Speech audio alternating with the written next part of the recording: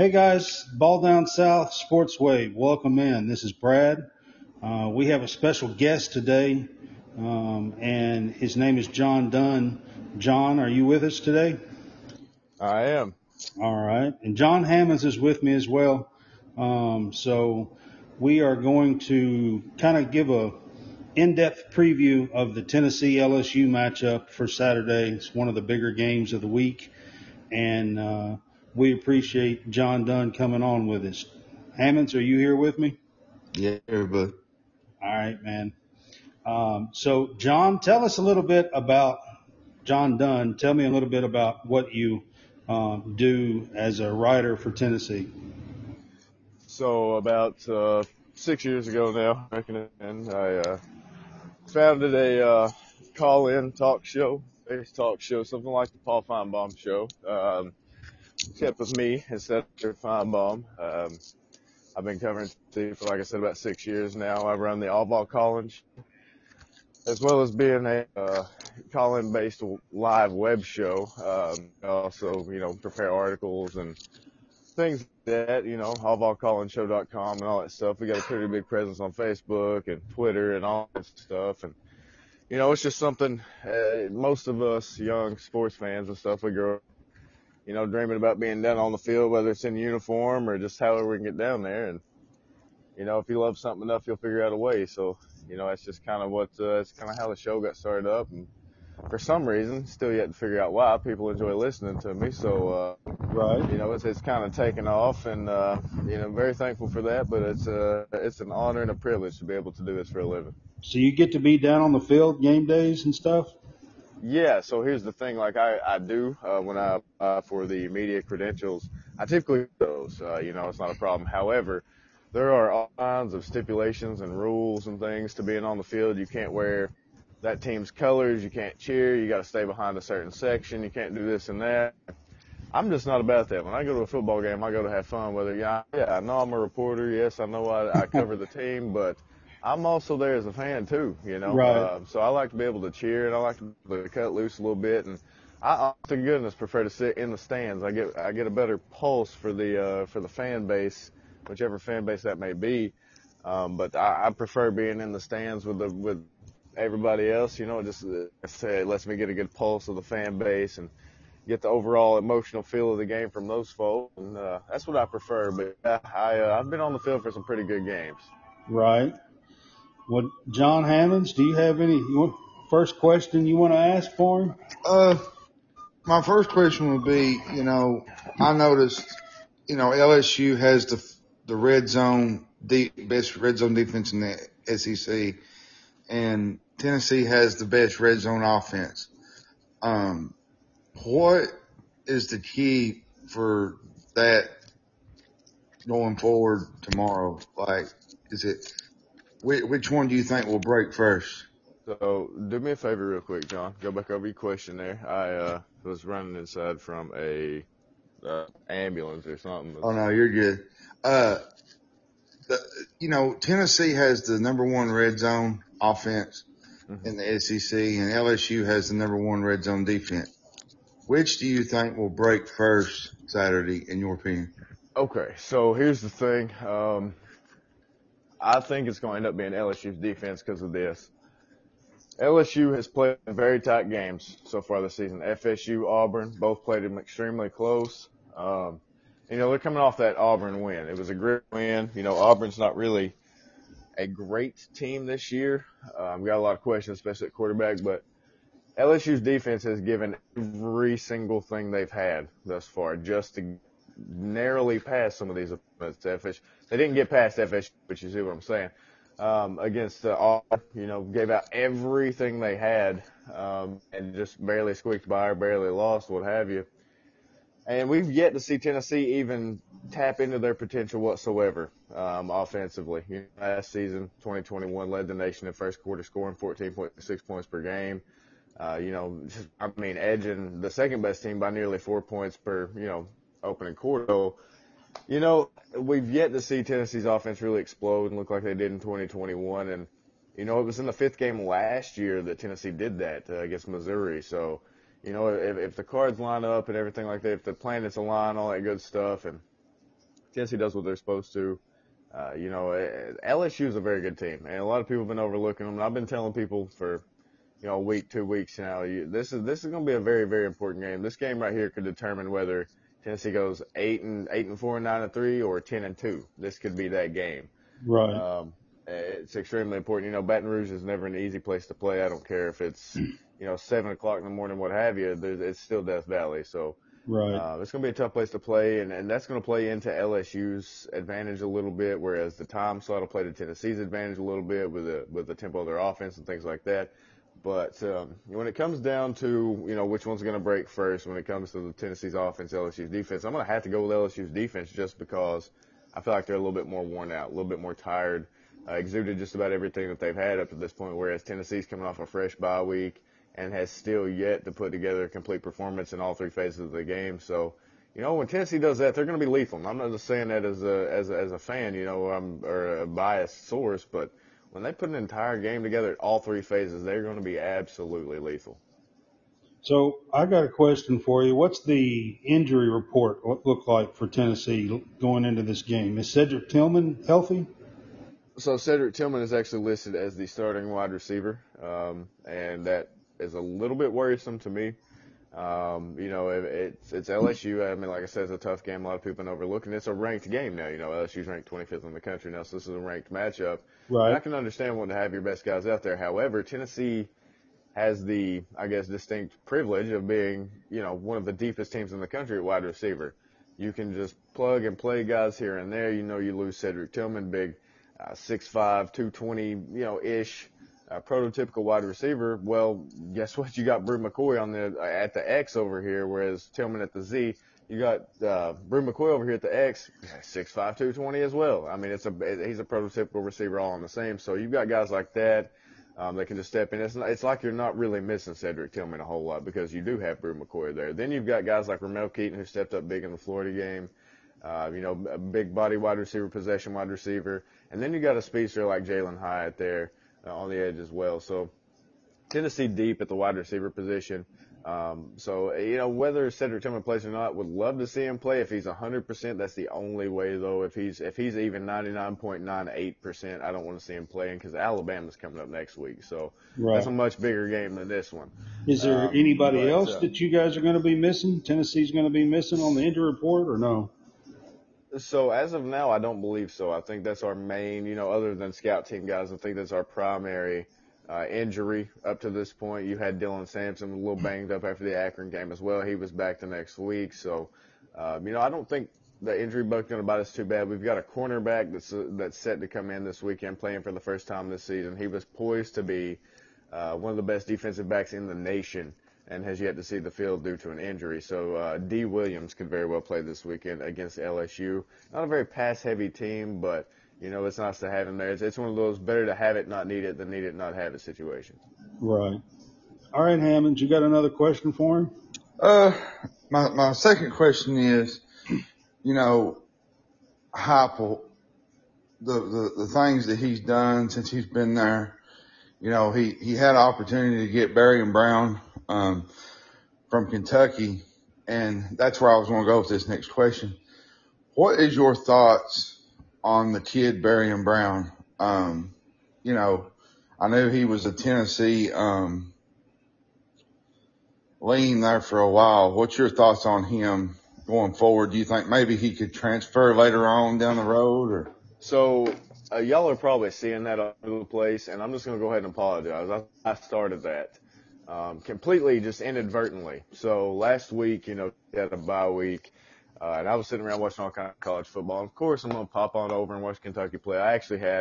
I'm the only person I know of that had Kentucky winning that game the way I did. I had Kentucky blowing Ole Miss out 35-21. I thought Kentucky was going to expose Ole Miss last week. Sadly, I was wrong. But watching that game, Key and Brown are both very, very good wide receivers.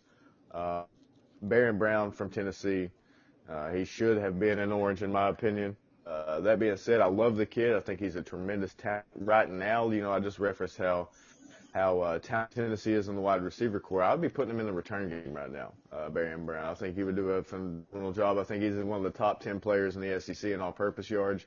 About fifth, sixth, somewhere around in there in the purpose yard. So I love Barry and Brown, and I apologize to Big Blue Nation I wasn't trying to start a rumor. What I said was, if Barry and Brown and Danny wanted to transfer to Tennessee, I wouldn't be mad about it. And then next thing I know, the Kentucky message boards are blowing up with, "Oh, Barry and Brown's transferring." Nobody ever said that at all. Right. No one has even remotely referenced.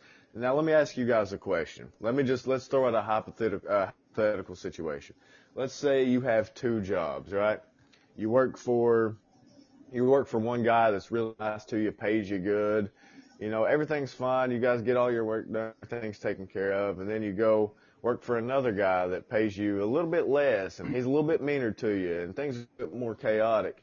Well, you get offered, you got to pick one of the two jobs. Which one are you going to? You're probably going to pick the more stable, more calm, more easy, more, just everything's kind of already squared off sort of situation. That's what Kentucky is right now, Tennessee.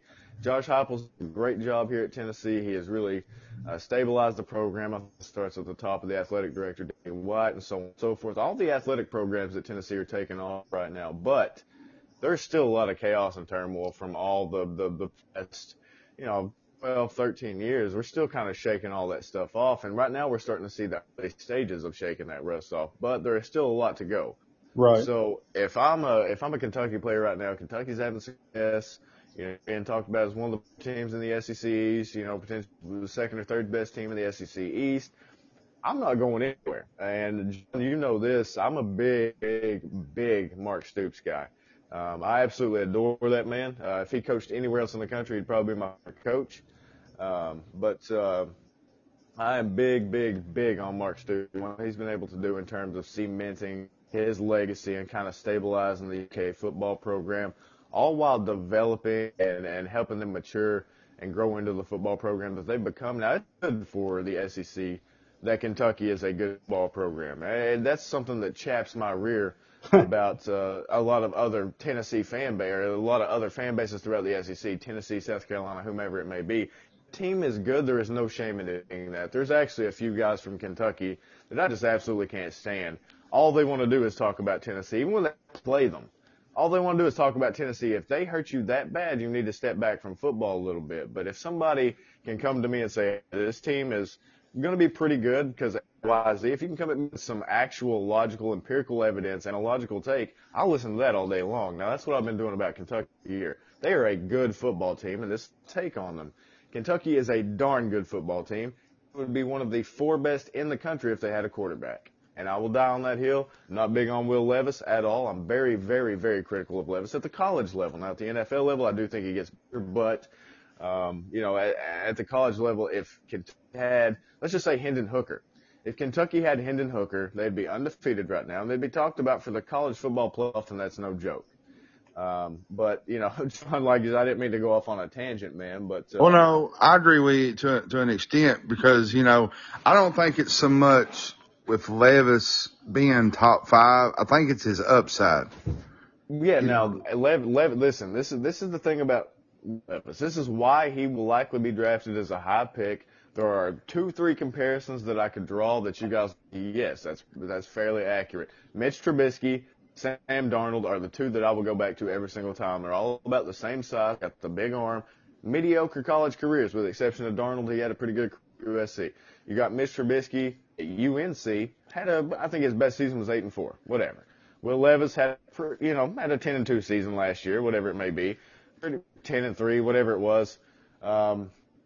Pretty good year, whatever. But mediocre stats in college compared to when you get into his touchdowns versus turnovers, especially his turnovers. The guy can't hold on to the ball so long in the passing game. It's like it has sentimental value to him. He's taking safeties and sacks, and he's rid of the ball in that situation. But you got to do it correctly too. You can't throw in a triple coverage. You can't be putting it on the ground so much, especially in critical situations. That is my biggest harp on Will Levis. Levis has a little bit of that gunslinger mentality, so, He does. Yeah. Yeah, I can understand it. And he definitely has the arm, the talent. He's got the body size. He's got it all. He actually surprised me a lot last season when I watched him when he transferred from Penn State. I thought he'd be a wash.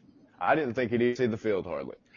He gets out there. He's a pretty good quarterback, especially in certain spots last season. You see him doing things you see. But the only thing is you have to know when you're doing too much, as Will Levis. You are the quarterback. This team goes as you go. If you go out there and you get your fingers broken, get your leg snapped or something, your team is, you could ask anybody outside of Big Blue Nation who Kentucky's backup quarterback is, and they're going to know that it's some guy from Somerset that led the team to a state championship. They're not going to know that stuff. No, they're not. They're going to have no idea who he is. You're like, who's Kentucky's backup quarterback?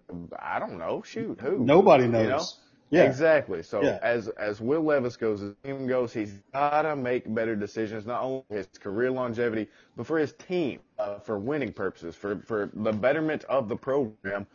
He wants to leave this program in better shape than what he found it. I'm sure, and he will do that if he continues to do it. But he's got to take care of his body, got to take care of himself, and with that will come cutting down on turnovers. That's his biggest flaw is turnovers. And if he could get down a little bit, he would have, in my opinion, again, not a college football expert. Well, I'll say an NFL football expert. I'm not, but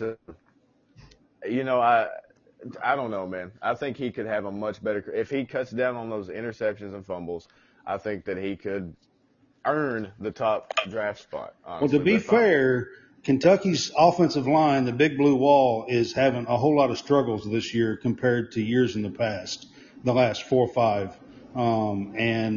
They lost three guys to the NFL, and, so you can definitely see that this year. We're 5 games in, and you can fully tell, and we're going to be down probably at offensive tackle this week. So he's probably going to be hurt and out. So, Levis is kind of on the run a whole lot this year, it seems. So I got another question real quick. This is my final question.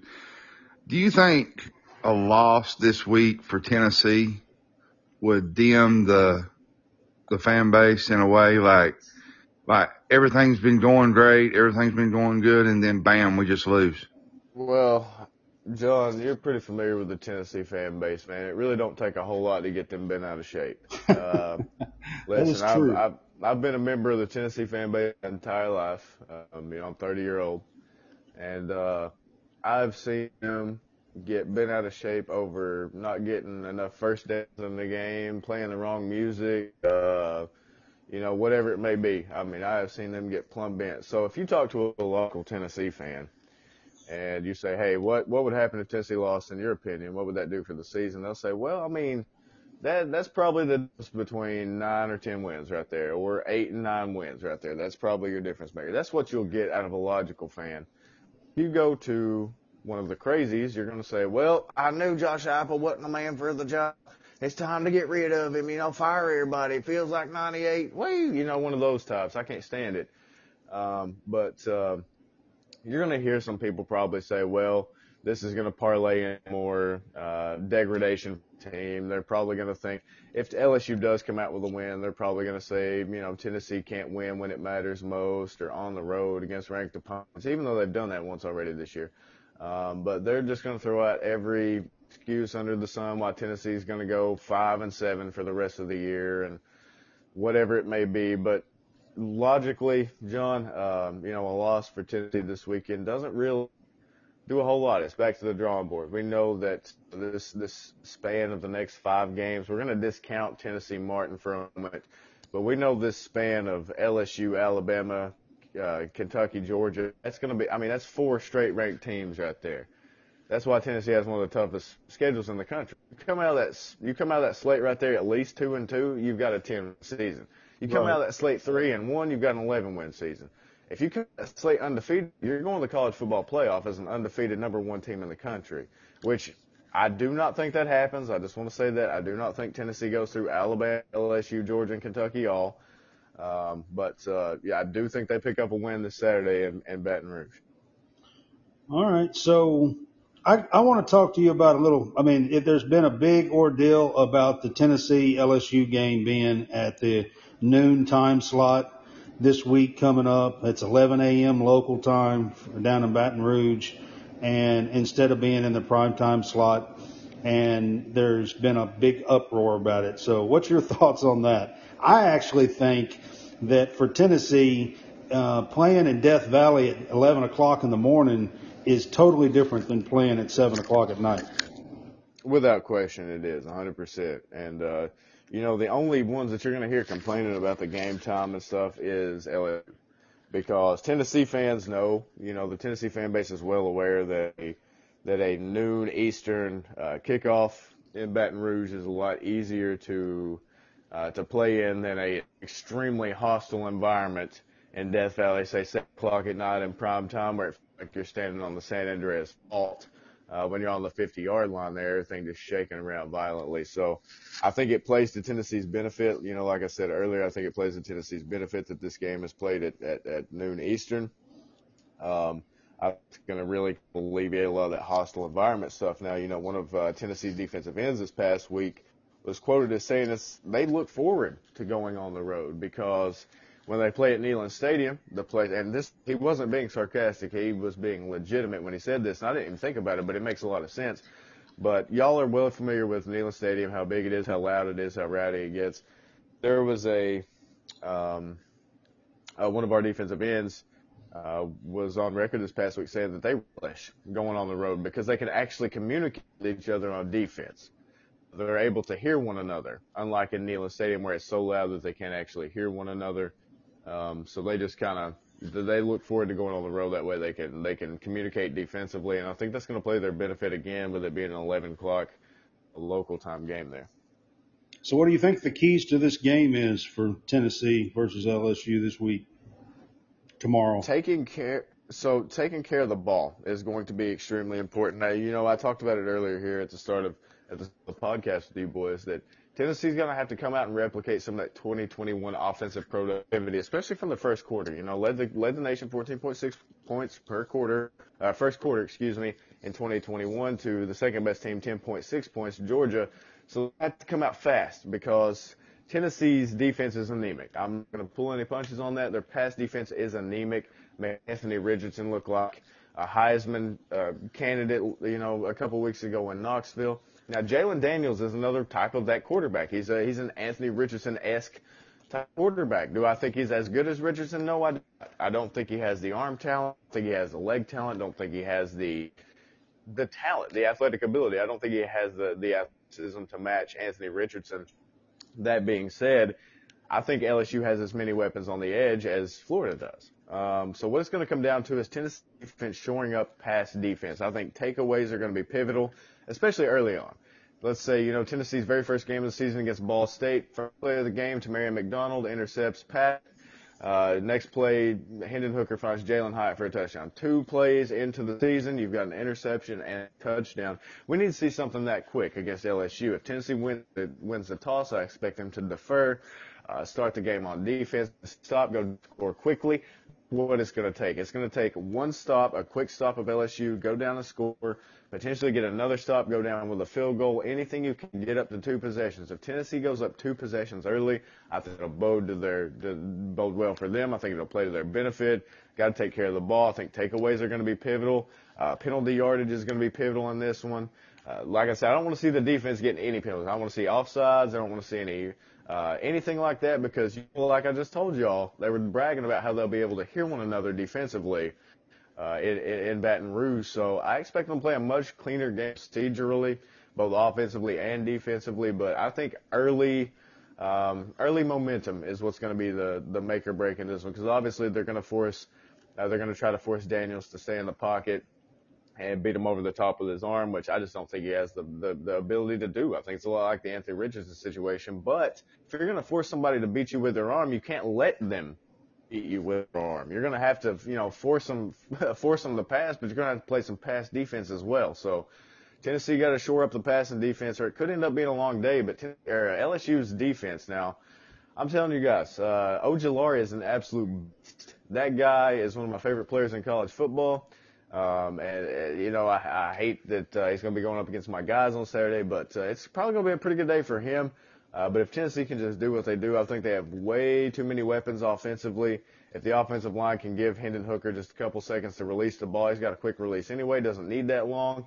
Give him just a couple seconds to either go through his reads, find out where he needs to make the throw or where he needs to tuck it and run. One of the best in the country at doing that as well. So I don't think LSU's defense has seen a dual threat quarterback to the likes of Hendon Hooker yet. So that played to Tennessee's benefit as well. So what it's going to come down to really is whoever has the strongest weakness. Is LSU's offense going to be weaker than Tennessee's defense or vice versa? That's where the game will be made. But I'm going to go ahead and give this one to the Vols 35-31. All right. Well, John Hammond, you have any other questions for him? No, I mean, I listened to something yesterday. I listened to Josh Pate, and he was talking about, how Tennessee was ranked 128th out of 131 in pass defense. If they, and he also said that the front four was probably better than they've had in the last 3 or 4 years. Yeah. So if their front four can get some pressure, I think it'll take some pressure off the secondary. Yeah, agreed. Now the pressure has to be early too. Pressure can be one thing, but if you do nothing with it, then it's kind of meaningless. Like Ball State game, for instance, they had no quarterback sacks whatsoever, but did get enough pressure on him to cause a couple takeaways and things like that. You look into the second week of the season against Pittsburgh, Tennessee had more quarterback hurries, more quarterback rushes than they had in years prior. So they're getting to the quarterback, and it's like that front four is probably one of the best front four we've had in a long time. One of my very good friends plays on that front four there. Karat Garland, I'm glad he's finally getting his time to shine. I knew he'd do great, but Rodney Garner is the reason that Tennessee defensive line is just superb. I mean, you all know Rodney Garner. He's a legend. I mean, anybody in the AFC, you mention his name anywhere, it doesn't matter.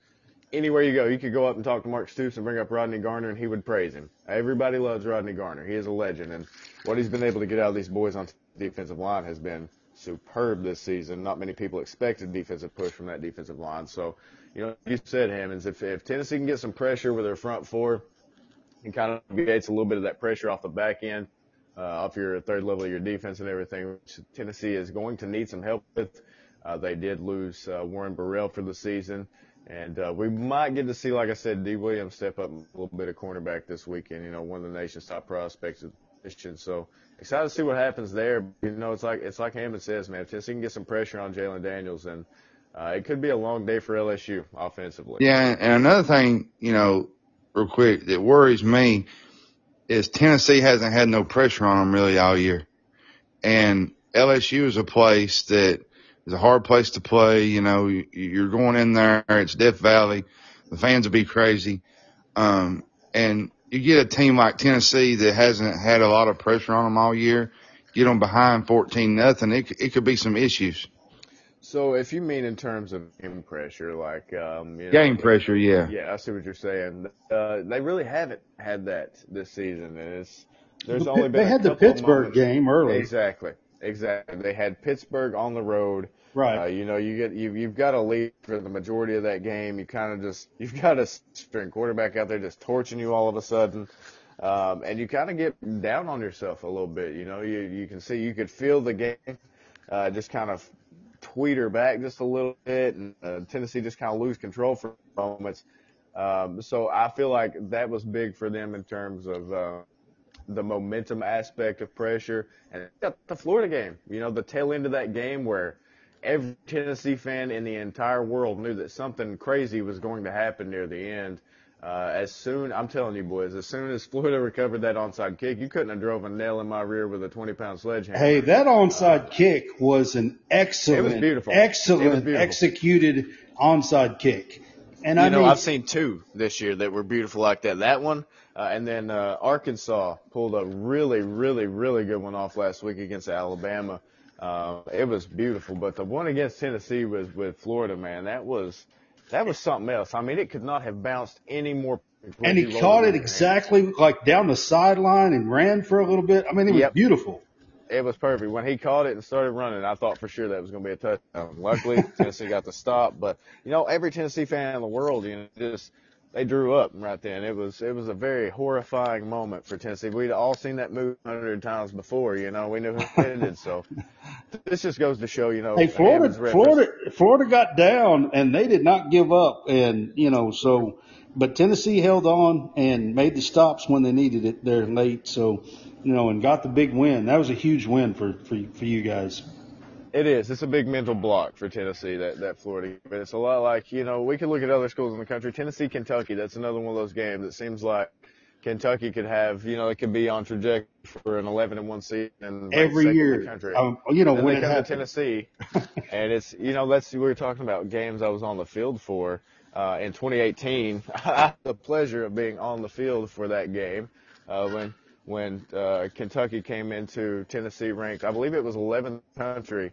And they came in ranked, and I was on the field for that game. And, you know, I'd actually got an argument with Matt Jones on Paul Feinbaum's show earlier that week. A great time. I had to tell you guys that story some other time. But so I'm on the field for Kentucky, Tennessee, and, you know, Kentucky comes in ranked 11. Terry Wilson, Benny Snell, Josh Allen.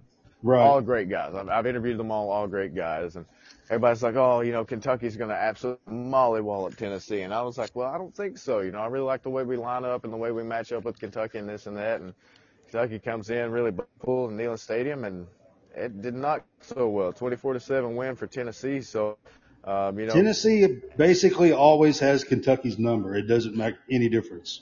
And it's the same way with Florida. It's just one of those I'll give you an example. blocks. I'll give you an example. We was in the, was it 2016, 2017 when Tennessee came up with Butch Jones? I can't remember. It might have been 16. The season y'all won was 2017, 29-26 in Lexington. Yeah, that was it. And the first play of the game, Kentucky fumbles and Tennessee gets the ball at the Kentucky 10. And I'm like, yeah, it happens every time. It's like there's a mental thing. Like, I don't know if it's a curse or what it is, but it's just something that's not going on. Just so you know, I'm not looking forward to the Tennessee game and going to Neyland in a few weeks. So I'm not either. I am looking forward to it a lot. But I'm not looking forward to that game. But you know, mentality plays a big factor in how a team plays. You know, Florida, you know, they came into Knoxville a couple of weeks ago with a clear inferior team. You know, everybody knew that Tennessee had the better team in that game, except for Florida. You know, Florida came in there. Well, we beat the piss out of Tennessee yearly. We beat Tennessee every year. Let's just go out and take care of business. Right. And that's how they played. That goes to show. You know, I don't know. Hammonds, I know you played ball growing up. I always heard the game is 90% mental. Every sport I played, I always heard it was 90% mental. Absolutely. And you know, right. It is exactly right. It's all about how do you have it. It's how you approach your work day every day. It's how hard you want to work. It's how hungry are you for the winning mentality. How hard are you willing to work? How hungry are you? You know, and it's all about mentality. And I think that goes to show a lot. College football is the greatest sport on earth for that reason. Any given Saturday, man, anybody can win. And, you know, boys, we've had a pretty good season of football already, and I'm looking forward to seeing the rest of it wind out. Yeah, absolutely. I love college football. That's the reason why John and I started this and doing this. Same reason you was talking about you started yours. You know, we just want to get involved and be in the sport somehow in some way, and this is a way we can do it. We appreciate you coming on, John, and doing this with us and kind of previewing the Tennessee LSU game, a little bit of their whole season as well.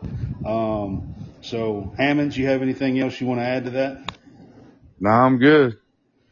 I appreciate right, you coming on, John. I appreciate you guys having me, man. And I know I go off on some tangents sometimes like that. It's just, you know, you do this for love, you know what I mean? And I appreciate y'all again you guys do a great job. John, man, it's a pleasure, man. You run into me later down here at Daniel Boone. Just give me a shout, brother. I sure will, brother. All right, man. Have a good afternoon. I appreciate you.